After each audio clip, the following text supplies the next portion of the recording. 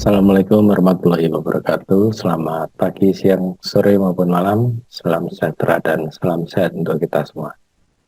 Pada kesempatan kali ini saya akan mencoba menjelaskan mengenai fenomena kerentanan air tanah. Mari kita simak bersama.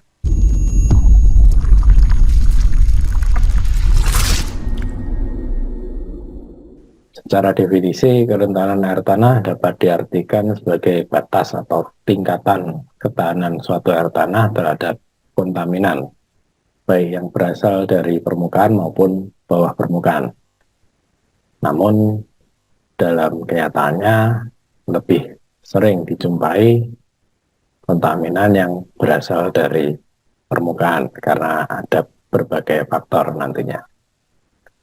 Nah, kerentanan air tanah yang tinggi itu sendiri bisa terjadi jika faktor-faktor yang bersifat alamiah ini hanya memberikan sedikit perlindungan sebagai perisai air tanah dari kontaminan yang ada. Sebaliknya, kerentanan air tanah yang rendah dapat terjadi jika faktor-faktor alamiahnya memberikan perlindungan yang relatif baik atau yang tinggi sebagai perisai air tanah dari aktivitas kontaminasi. Kerentanan air tanah terbagi menjadi dua macam, yaitu kerentanan secara intrinsik dan yang kedua kerentanan secara spesifik. Kerentanan intrinsik ini kerentanan yang hanya dipengaruhi oleh kondisi fisik daerahnya saja. Jadi tidak memperhitungkan adanya aktivitas-aktivitas lain selain kondisi fisik di daerah tersebut. Sedangkan yang kerentanan spesifik dipengaruhi oleh kondisi non-fisik di daerah tersebut seperti aktivitas manusia sebagai sumber pencemaran. Berbagai aktivitas manusia yang menyebabkan pencemaran ini banyak sekali ya, contohnya misalnya dari aktivitas permukiman, misalnya limbah domestik, ya ada deterjen, kemudian ada pembuangan sampah misalnya, kemudian dari aktivitas pertanian, ya misalnya penggunaan pestisida, adanya bangunan-bangunan, dan lain sebagainya ini juga bisa mempengaruhi tingkat kerentanan. Atau misalnya ada aktivitas-aktivitas pertambangan, ini juga akan berpengaruh di tingkat kerentanannya.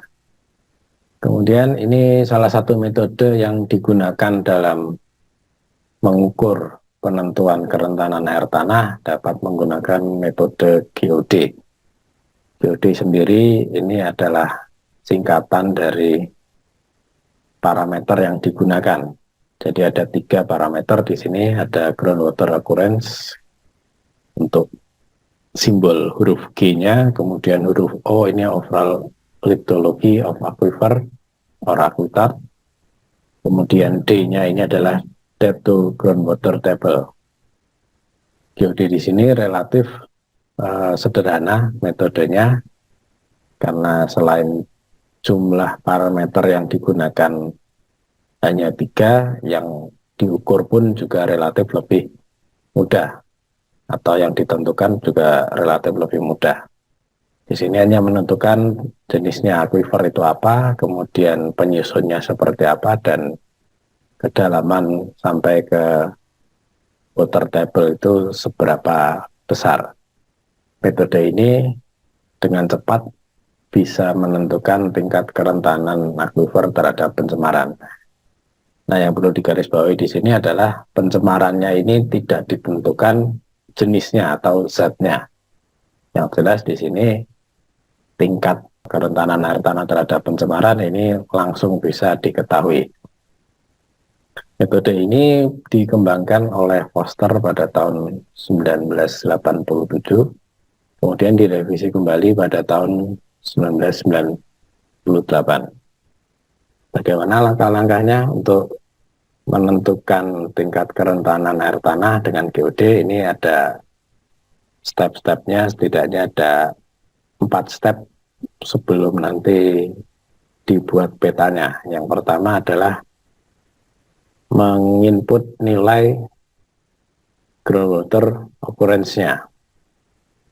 Di sini ada 6 kategori, ada bukan sebagai aquifer, kemudian ada overflowing, ya, yang ini biasanya muncul di air tanah tertekan, yang sebagai sumber artesian, kemudian aquifer tertekan, semi tertekan, aquifer bebas yang terbatas atau yang tercover di daerah tertentu, sampai ke aquifer yang bebas.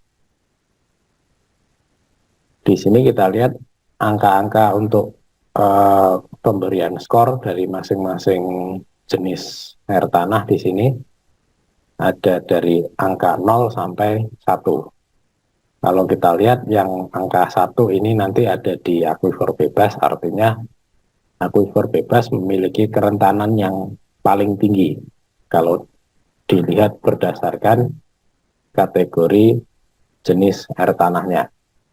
Sementara kalau yang tidak ada air tanahnya atau yang overflowing ini diberikan skor 0 karena memang akan sulit nanti si kontaminan masuk ke air tanah.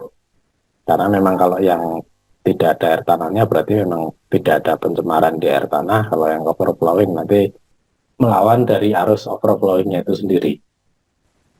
Kemudian yang aquifer tertekan ini 0,2, semi tertekan 0,4, bebas yang tercover ini 0,6, dan aquifer bebasnya 1.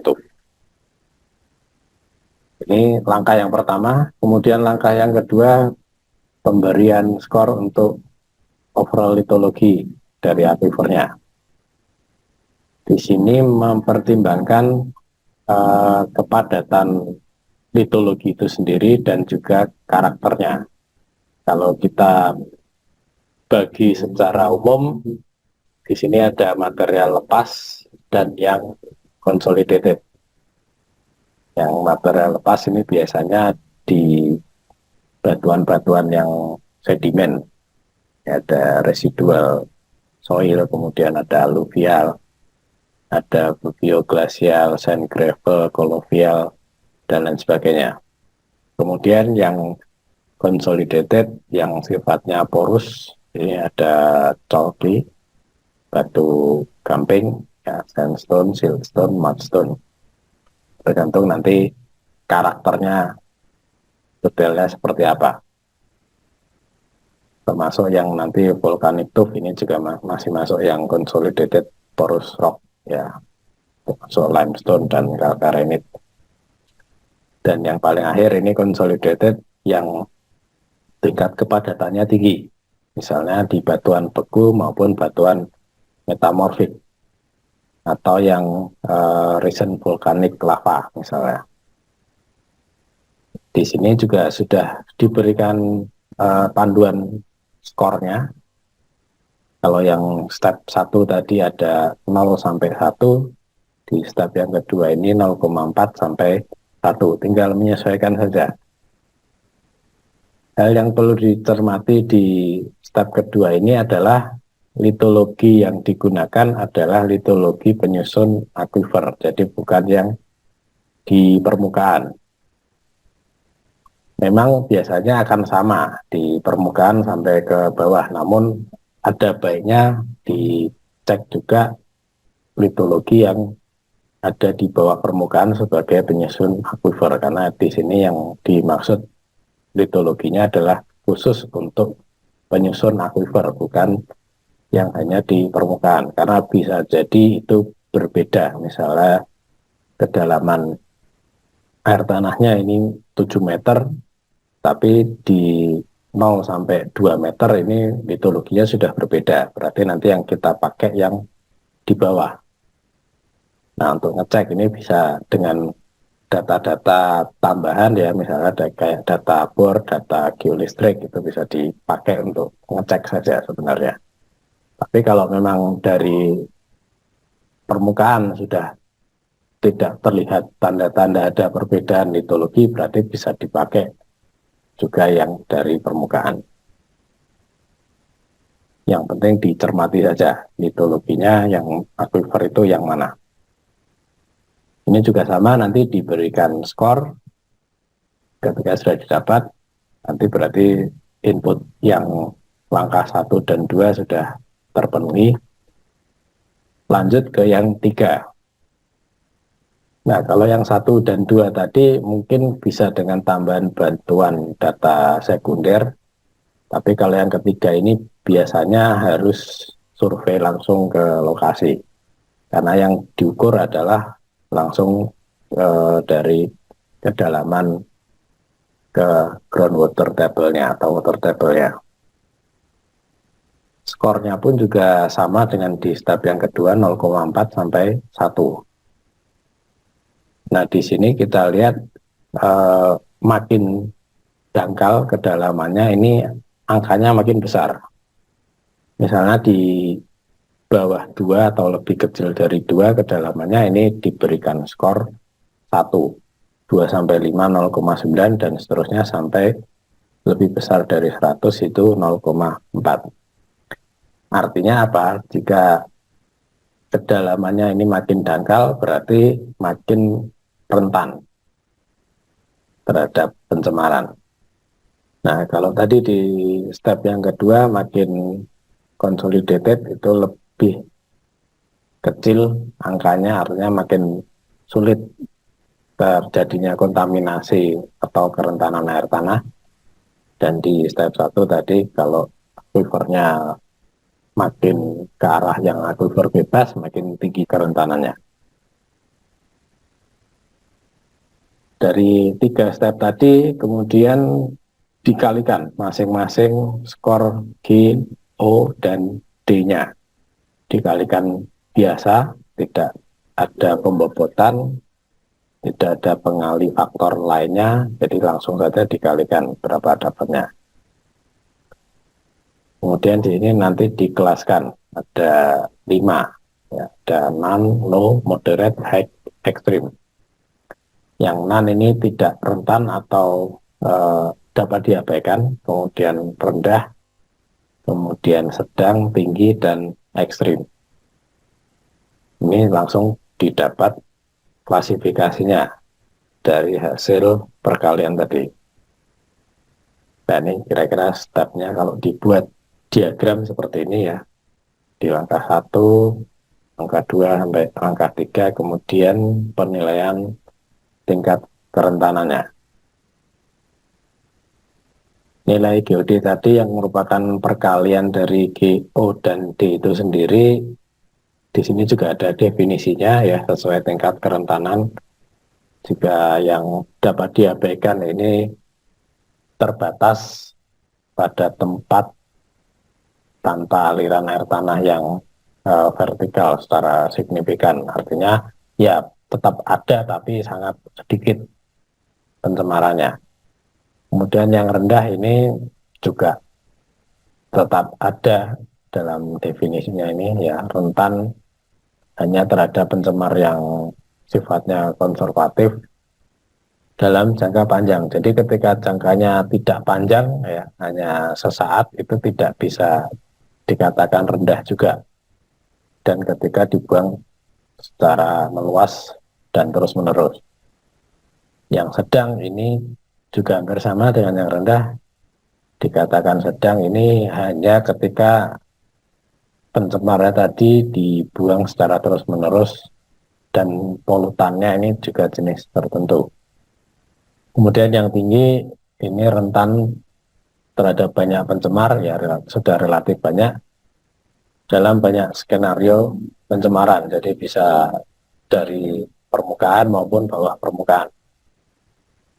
Nah, yang ekstrim ini rentannya sebagian besar terhadap pencemar dan dampaknya cepat. Kalau yang tinggi tadi tidak mempertimbangkan dampaknya, sedangkan yang ekstrim ini dampaknya cepat berpengaruh ke sekitar. Itu kira-kira cara menentukan tingkat kerentanannya. Ya, ini ada contoh. Misalnya saya punya data seperti ini ya, ada beberapa titik sumur ini yang saya pakai titik sumur karena nanti ada data kedalaman. Titik-titik sumur ini tadi masing-masing diberikan atau dicari nilai GO dan D-nya, ya nilai GO dan D-nya. Dan dari situ kemudian akan dilihat juga skornya dari masing-masing GO dan D-nya, ya misalnya akuifer bebas itu berapa skornya, endapan Gunung Merapi muda itu berapa, kemudian kedalamannya berapa, itu nanti akan diberikan skor. Dari skornya ini kemudian langsung dikalikan biasa ya GO dan D seperti rumus tadi, kemudian dilihat tingkat kerentanannya sesuai klasifikasi. Dari sini nanti akan lebih mudah melihat titik-titik mana yang punya kerentanan tinggi, mana yang rendah. Karena dari situ nanti akan dibuat peta secara spasialnya sehingga kita tahu lokasi-lokasinya di mana saja yang ekstrim maupun yang tinggi, yang sedang rendah maupun yang dapat diabaikan. Ya, misalnya seperti itu.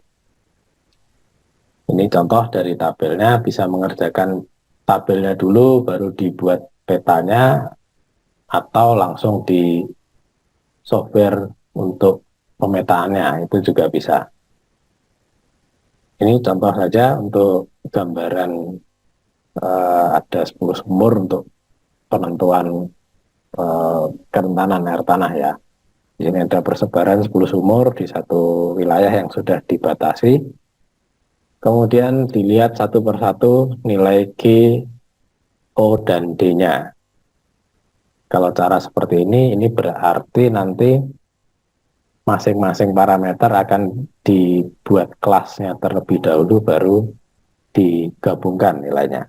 Bukan berdasarkan masing-masing titik sumur. Contohnya di sini ada 3 jenis keberadaan air tanah ya, ada akuifer bebas, semi tertekan, dan tertekan. Masing-masing sudah ada skornya, sudah ada pembatasnya seperti ini. Kemudian untuk parameter CO juga sama, di sini ada 2, ya ada batuan beku dan koluvial misalnya. Masing-masing sudah ada skornya dan ada batasnya. Hal yang sama juga ada di parameter D, kedalaman. Di sini ada kurang dari 2 meter, 2 sampai 5, dan 5 sampai 10. Masing-masing zona nanti juga akan ada skornya. Lalu kita lihat prosesnya seperti apa. Jadi prosesnya ya kayak overlay biasa gitu ya. Karena ini satu persatu dihitung dulu, maka hasilnya nanti juga melalui proses overlay seperti ini. Dan otomatis nanti tabelnya juga akan nambah di softwarenya. Nah, kira-kira kalau di overlay atau di tumpang susunkan akan seperti ini dari ketiga parameter tadi sesuai batasnya, dan nanti skornya juga akan menjadi data baru di atribut tabelnya. Nanti tinggal dikalikan saja dengan rumus-rumus yang ada di software tersebut. Ya. Ketika didapatkan hasilnya seperti ini, jadi masing-masing poligon tadi didapat skor dari perkalian 3 faktor tadi, kemudian nanti baru dilihat klasifikasinya. Nah, karena ini sudah ada skor akhirnya, tinggal ditentukan klasifikasinya. Ada dari rendah, sedang, tinggi, sampai ekstrim ada. Dan keberadaan sumbernya pun juga masih ditampilkan di sini. Sehingga kita tahu di sumur mana yang nanti kerentanannya tinggi atau yang rendah atau yang ekstrim dan seterusnya. Nah, ini cara yang pertama. Cara kedua adalah langsung dengan mengalihkan skor dari masing-masing data di sumurnya tadi, kemudian baru ditentukan zonanya. Nah, kalau ini zonanya terbentuk berdasarkan dari masing-masing nilai GOD-nya. G-nya dipetakan sendiri, O-nya dipetakan sendiri, D-nya pun juga demikian. Dan cara yang satunya adalah mengalihkan terlebih dahulu dari masing-masing sumur atau sampelnya, karena sampelnya adalah sumur. Jadi sampelnya ini dihitung nilai GOD-nya, kemudian dilihat berapa hasil perkaliannya, baru ditentukan zona kerentanannya. Memang hasilnya bisa saja berbeda, tapi relatif itu nanti akan memberikan informasi yang tidak terlalu berbeda jauh. Ya, memang batasnya pasti beda, tapi secara lokasi pasti akan mirip dengan metode yang sebelumnya tadi. Untuk yang metode ini memang kita tidak perlu membuat peta satu per satu, jadi petanya langsung peta akhir berupa hasil tingkat kerentanan di lokasi penelitian. Kalau yang tadi itu setidaknya dibuat peta nilai G-nya sendiri, O-nya sendiri, D-nya juga sendiri, dan hasil akhirnya dari overlay tadi kemudian dikelaskan. Kalau yang ini langsung, setiap sumur langsung dikalikan nilai GOD-nya berapa yang didapat, dicocokkan dengan klasifikasi, baru nanti akan dibuat zonanya. Batas zonanya pun nanti akan menyesuaikan dengan batas klasifikasinya. Jadi kalau klasifikasinya tadi setiap 0,2 atau 0,1 kelipatannya, yaitu nanti disesuaikan di situ sesuai angka yang didapat dari hasil perkalian GOD. Baik, mungkin seperti itu cara penentuan kerentanan air tanah di suatu lokasi dengan metode GOD. Dari saya mungkin ada kekurangan, saya mohon maaf. Terima kasih. Saya akhiri. Wassalamualaikum warahmatullahi wabarakatuh. Selamat pagi, siang, sore maupun malam. Salam sejahtera dan salam sehat untuk kita semua.